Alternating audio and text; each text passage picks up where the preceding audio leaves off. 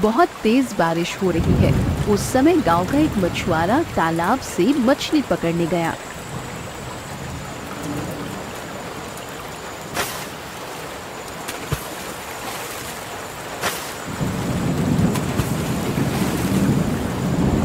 काफी देर से इंतजार कर रहा हूँ। इधर तो कोई मछली मिल ही नहीं रही। उधर तूफान भी बढ़ता जा रहा है। चलो तालाब के उस पार जाकर देखूं, शायद वहाँ नीचे कुछ मछलियाँ मिल जाएं।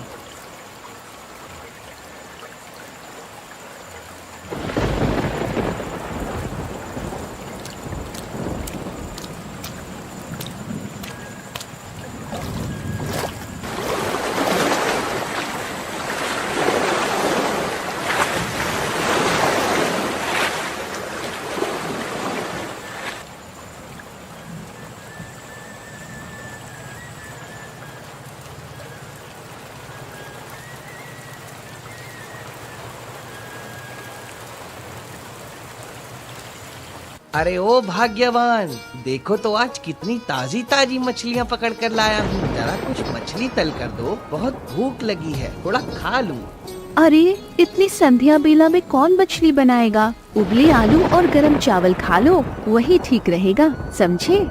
अरे भाग्यवान, ये सब कहने से क्या होगा? इतना सुनहरा बारिश और तूफान वाला मौसम, ऊपर से खुद के हाथ की ताजा मछली और तुम्हारे हाथ की जबरदस्त जादू, इनके बिना क्या मजा आएगा बताओ? हाय, तुम्हारा इतना प्रेम और खुशी देखकर तो मैं हार मान गई। लाओ बना ही देती हूँ।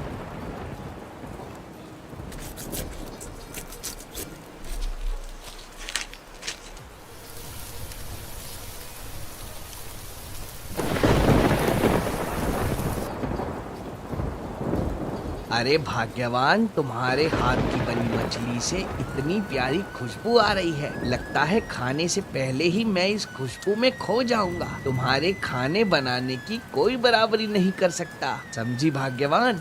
तुम तो इनमें ही मगन हो और मैं तो चिंता में मरी जा रही हूँ। बाहर मौसम कितना खराब है, कल मछली पकड़ने कैसे जाओगे? अगर मछली नहीं मिली तो घर कैसे चलेगा? अरे धत, तुम हमेशा इतनी ज्यादा चिंता क्यों करती हो? इस सुंदर मौसम का मजा लो, समझी? चाहे जितना तूफान आए, इस बाबूलाल मछुआरे को मछली पकड़ने से कोई नहीं रोक सकता।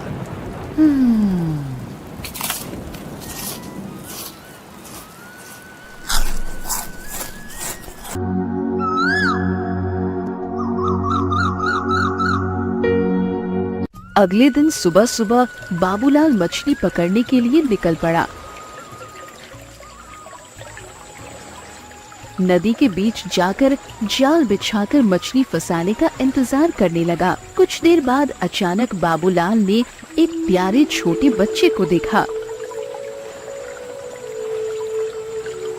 ये मैं क्या देख रहा हूँ? ये मासूम बच्चा इस गहरी नदी में क्या कर रहा है? जल्दी इसे उठाना होगा, नहीं तो कोई अनहोनी हो सकती है। ऐसा कहते हुए बाबूलाल उस बच्चे को उठा लिया और घर की ओर लौट पड़ा।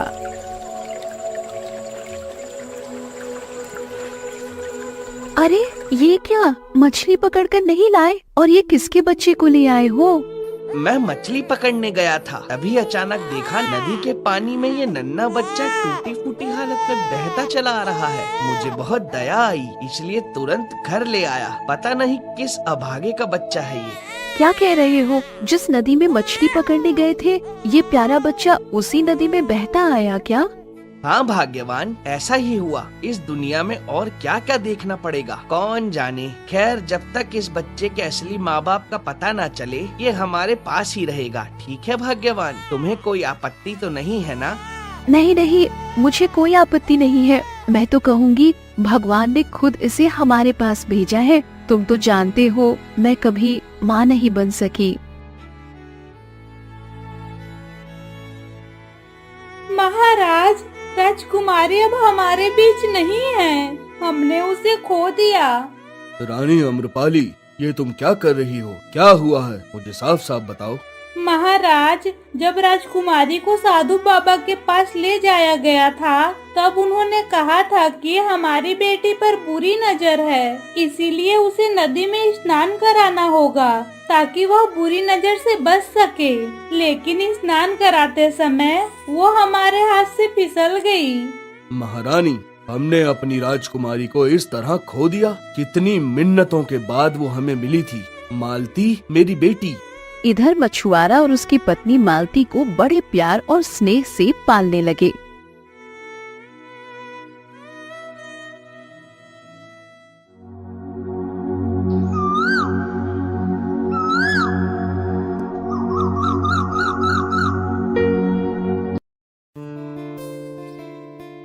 ये क्या हो रहा है? क्या मैं अपनी आंखों से गलत देख रही हूँ या सूरज कहीं और से उग रहा है? जो लोग मुझे देख तक नहीं पाते थे वो अचानक मेरे घर चले आए।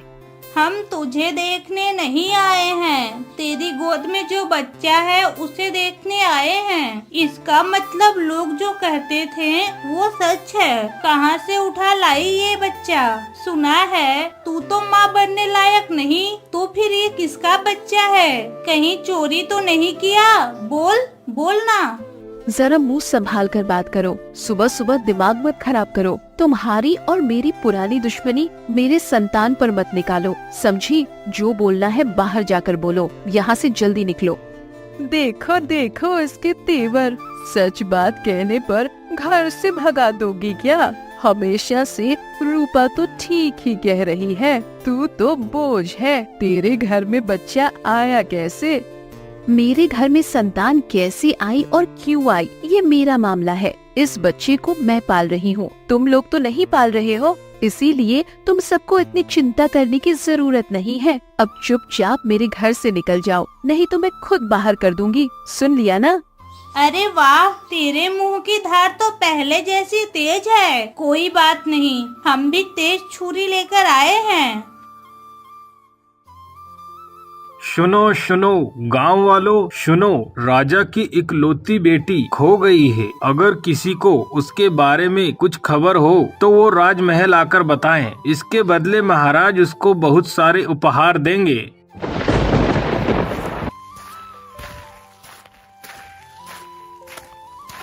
अरे ये तुम हाफ क्यों रहे हो? क्या हुआ?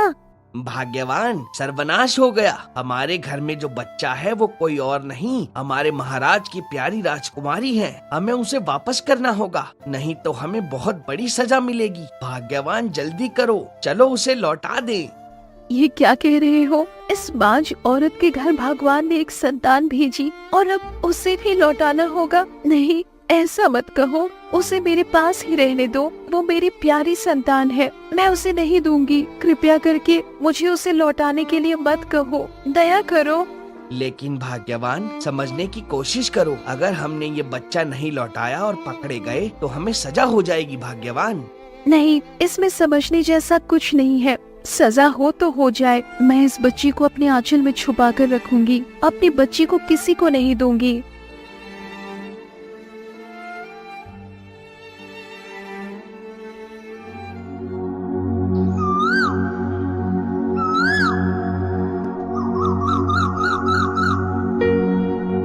देखते देखते राजकुमारी छोटी से 7 साल की हो जाती है।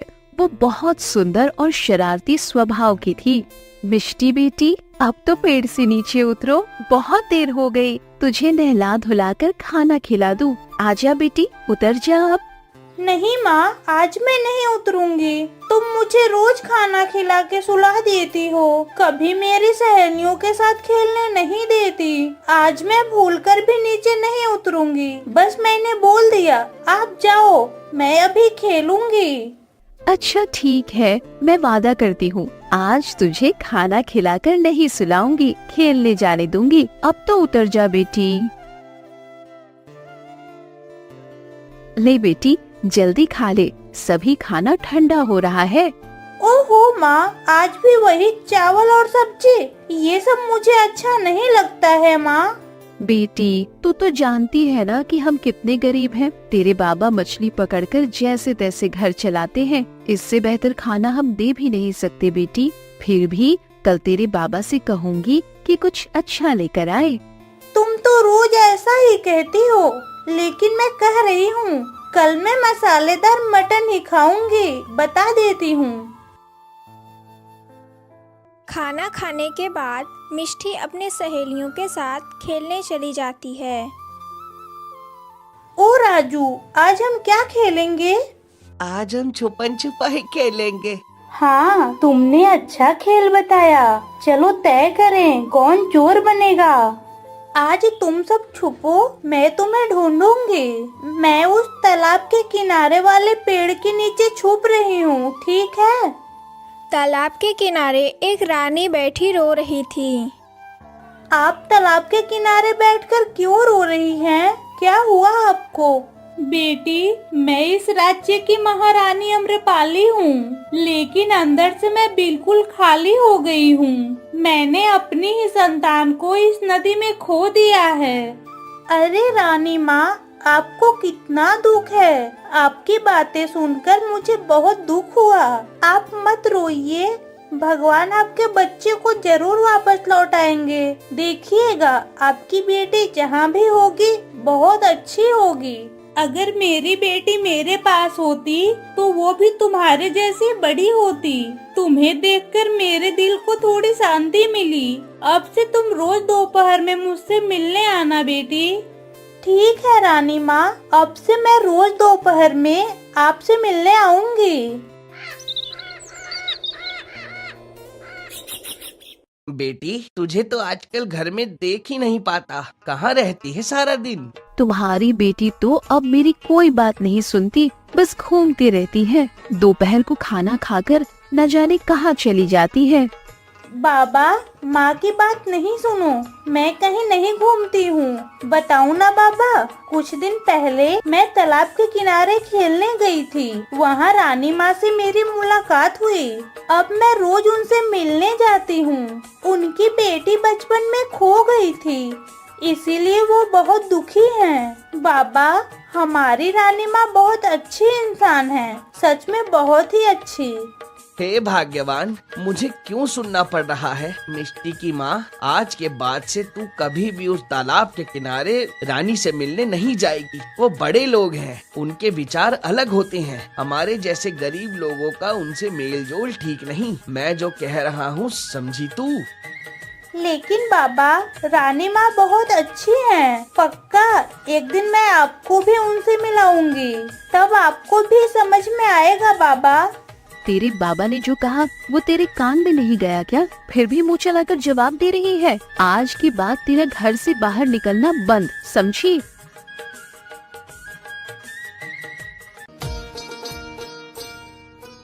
रानी अम्रपाली, प्रजाजनों से सुन रहा हूँ कि तुम अब भी रोज उस नदी के किनारे बैठी रहती हो जहाँ हमारी बेटी खो गई।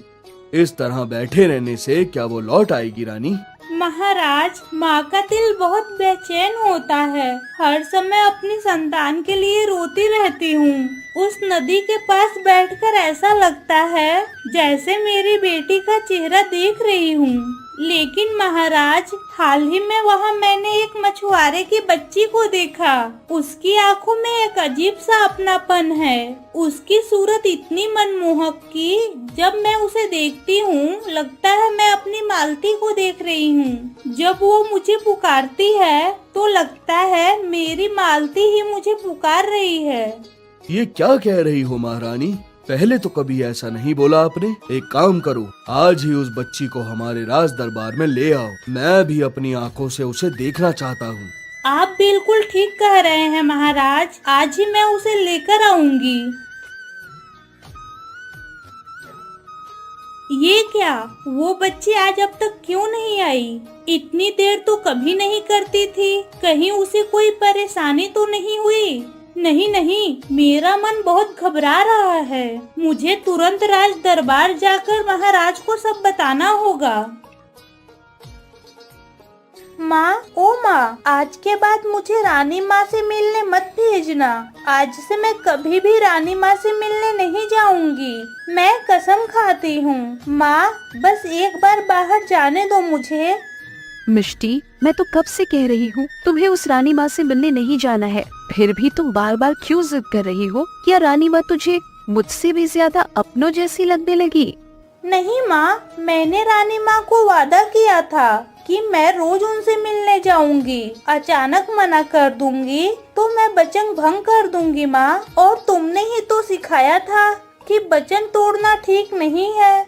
बस अगर इसके बाद एक बार भी वहाँ जाने की जिद करेगी तो मेरे और अपने बाबा का मरा हुआ चेहरा देखेगी, समझी? नहीं माँ, ऐसा मत कहो। इस दुनिया में आप दोनों से ज्यादा मेरा कोई अपना नहीं। मैं कहीं नहीं जाऊंगी।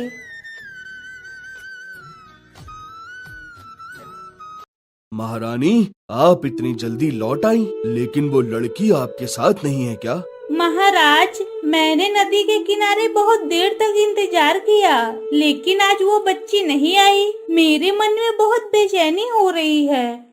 डर लग रहा है कि कहीं उसे कोई अनहोनी तो नहीं हो गई। महाराज, आप उसकी खबर लेने तुरंत सिपाही को भेजिए। मैं अपनी बेटी जैसी उस बच्ची को भी नहीं खो सकती। महारानी, आप चिंता मत करो, मैं अभी सिपाही भेज रहा हूँ, सब ठीक हो जाएगा। अरे तुम ही मछुआरे बाबूलाल हो? तुम्हारी इकलौती बेटी मिष्टी ही है ना? जल्दी बताओ। हाँ, मैं ही बाबूलाल हूँ और मेरी बेटी ही मिष्टी है। क्यों, क्या हुआ सरकार? तुम्हारी बेटी अचानक आज रानी माँ से मिलने क्यों नहीं गई? क्या कोई परेशानी है? अगर कुछ हुआ है तो हमें बताओ। नहीं, कोई खास परेशानी नहीं, बस उसे बुखार हो गया है, इसीलिए उसे आज बाहर नहीं जाने दिया, अपनी मर्जी से रोका है। सरकार, रानी माँ को कहिए चिंता करने की कोई जरूरत नहीं है। मेरी बेटी बिल्कुल ठीक है, कोई खास बात नहीं। ठीक है, जब तुम्हारी बेटी ठीक हो जाए उसे रानी माँ के पास ले जाना, ये रानी माँ का आदेश है। महाराज, मछुआरे की बेटी को बुखार हो गया है, पर मेरे दिल में अजीब सी पीड़ा हो रही है। पता नहीं क्यों उस बच्ची के लिए मुझे इतनी चिंता हो रही है। क्यों इतनी पीड़ा? उसे एक दिन नहीं देखी, लगता है मानो कई दिन से उसे देखा ही नहीं। ऐसा करिए महारानी, कल आप खुद मछुआरे के घर जाकर बच्ची को देख आओ, आपको भी अच्छा लगेगा। हाँ महाराज, आप बिल्कुल सही सलाह दे रहे हैं। मैं कल सुबह ही जाऊंगी।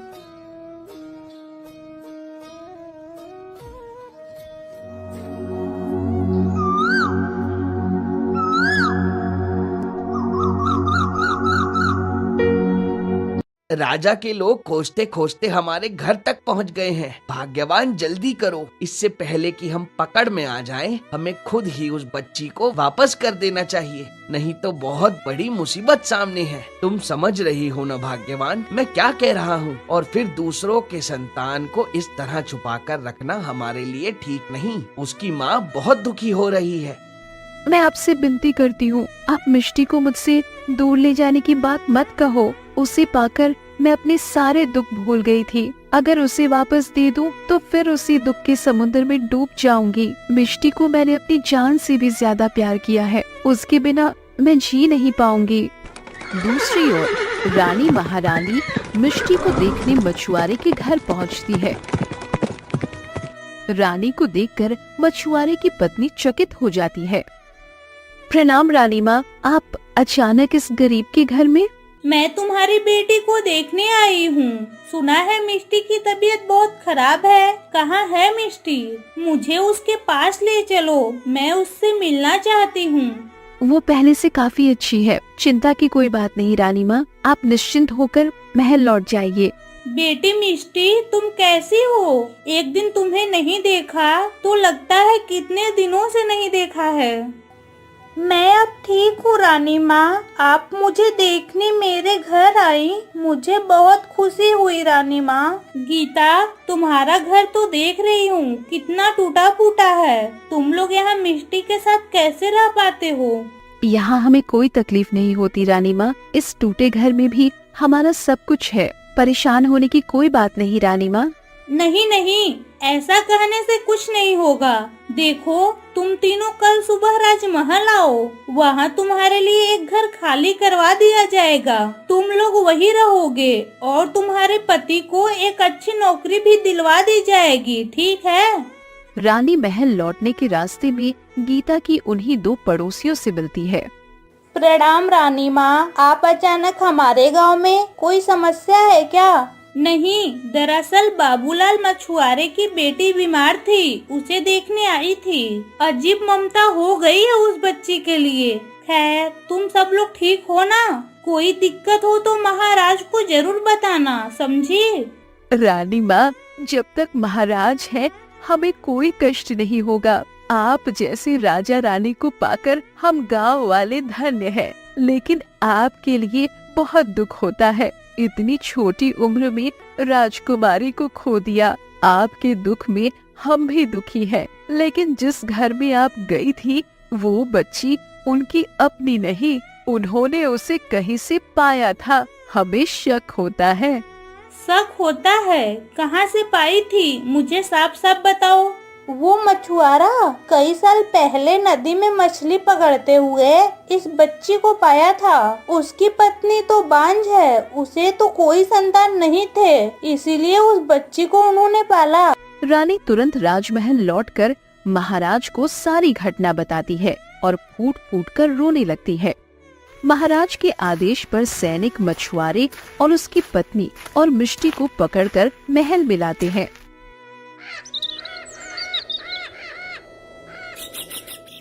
बेटी मालती, तू मिष्टी नहीं, तू मेरी खोई हुई राजकुमारी है। जिनके साथ तू खड़ी है वो अपराधी हैं। उन्होंने तुझे इतने साल हमसे छुपा कर रखा। आ मेरी बच्ची, आ मेरी गोद में, आजा। लालची मछुआरे, तुझे तो मैं कठोर सजा दूंगा। इतने साल तक दूसरों की बेटी को अपना बताकर रखा। बेटी मालती, आ मेरी बच्ची, हमारे पास आ। नहीं नहीं, मैं आपकी बात पर विश्वास नहीं करती। मैं अपने माँ बाबा से बहुत प्यार करती हूँ। मैंने देखा है उन्होंने मुझे कितनी मुसीबतों से पाला है। मैं आपकी बेटी नहीं हूँ, मैं आपके पास नहीं आऊंगी। हाँ बेटी मिष्टी, तू हमें इतना प्यार करती है, लेकिन हम तेरे प्यार के लायक नहीं है। महाराज और महारानी सच कह रहे हैं, वो तेरे असली माता पिता हैं। हम तो कुछ नहीं, हम तो एक अपराधी है। मैंने सिर्फ ममता की लालच में ऐसा किया, मुझे माफ कर देना बेटी। सैनिक, इन दोनों को जेल में डाल दो। महाराज के आदेश पर मछुआरे और उसकी पत्नी को जेल में डाल दिया गया। दूसरी ओर राजा और रानी को उनकी खोई हुई बेटी मिलने की खुशी होती है।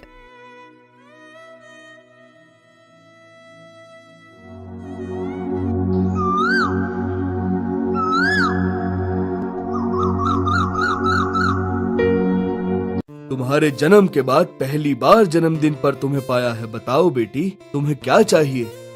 बाबा, मेरी बस एक ही विनती है, मेरे मछुआरे माँ बाबा को छोड़ दो। मुझे पता है उन्होंने गलती की, लेकिन उन्होंने मुझे बहुत प्यार दिया बाबा।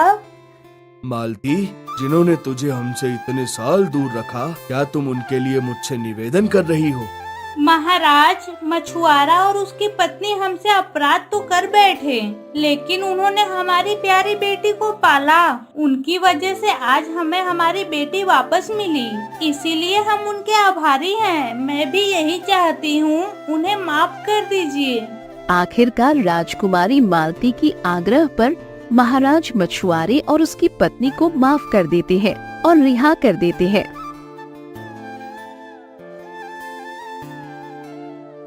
रानी माँ, मुझ जैसी अपराधिन आपके सामने मुंह दिखाने के लायक नहीं, फिर भी आपसे कहती हूँ, मुझे माफ कर दीजिए। मैं लोभी थी, माँ बनने के लोभ में ये कर बैठी। मैं वादा करती हूँ इस गांव से दूर चली जाऊंगी, कभी मालती के साए तक नहीं पड़ने दूंगी। माफी मांगने की जरूरत नहीं, तुमने जो गलती की उसकी सजा मिल गई, लेकिन तुमने हमारी बेटी को माँ बनकर पाला और माँ की ममता कभी गलत नहीं होती। तुम लोग अब हमारे साथ ही महल में रहोगे। हम सबने तुम्हें माफ कर दिया। यह कहानी पसंद आई हो तो और नई अधिक कहानियों के लिए इस वीडियो को लाइक करें, शेयर करें और हमारे चैनल को सब्सक्राइब करें।